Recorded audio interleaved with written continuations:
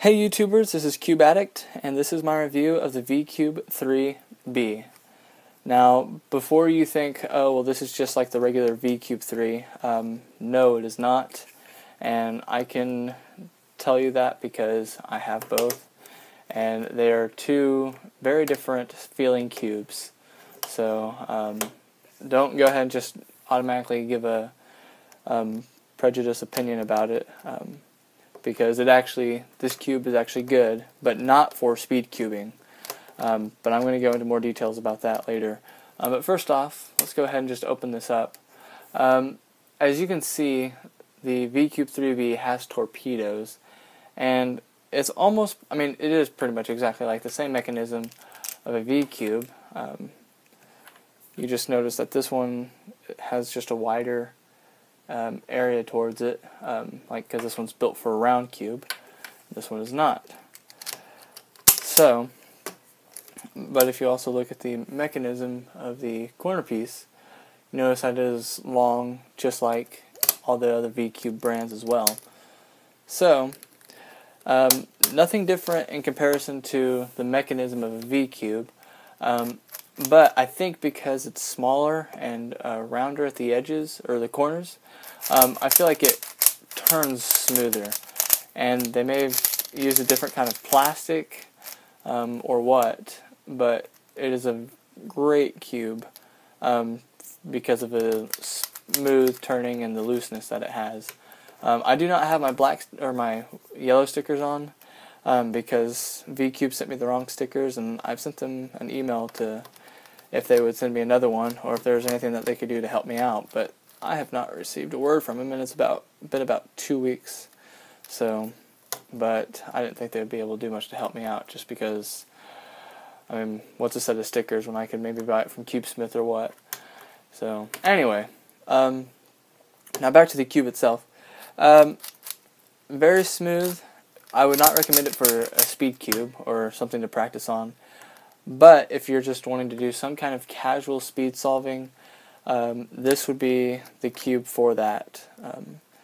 If you're trying to mess around and just have a fun, light cube that doesn't take a lot of effort, because speed cubes again don't require a lot. But for me, I like the simplicity of this one. So. With this one, I just feel like I'm able to do it really soft. And it doesn't make a lot of noise either. I don't know if you've noticed that. As opposed to, if I did this one, you hear the noise as opposed to this. So, now with corner cutting, I'll show you the difference between this one and a Guhong, because the Guhong and the VCube are considered very much alike.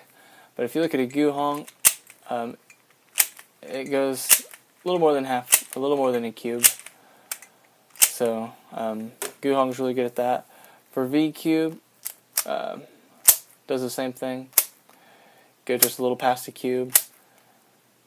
So, and this is also at my tension. Depending on what tension you have, it will depend on how far it can go. But the VCube and the Guhong are very similar to that. For reverse corner cutting, you look at a Guhong, pretty good. If you go a little bit more than half of a little cubie, then sometimes it will, sometimes it won't. For VCube, pretty terrible. If you notice when I do that, it locks up on me back here, and I can't seem to finish turning it. Now if I keep a really tight grip on this other side, even then, it still does that lock-in. But if I squeeze here, sometimes it will, but again, it's just a matter of chance. So, but that's for the reverse corner cutting. And again, not for speed cube. This would be completely out of line for a speed cube. But yeah. So for turning and stuff, if I push, depending on how hard I push, sometimes it might go almost 2. So, like there was almost 2, there was 1.5, so almost 2, and that was just 1. So again, from there you can see how well it spins and how well it turns. Now for me, I like this just because if I'm trying to figure out some different F2L techniques or just kind of little shortcuts that I can do to increase my time and just kind of solve the cube more intuitively instead of trying to do it for speed, this would be the cube that I would go to, just because I can do a lot more thinking behind it instead of trying to worry about control. This is just a nice little relaxing style, I guess. There's not many bad things to say about it, unless you look at it from a speed cuber's point of view, and I am a speed cuber, but sometimes I like to just solve the cube. I don't want to worry about anything. I just want to solve the cube, and this is the best one for that style. So it's like, in a weird way, you could think of it as a Sudoku puzzle.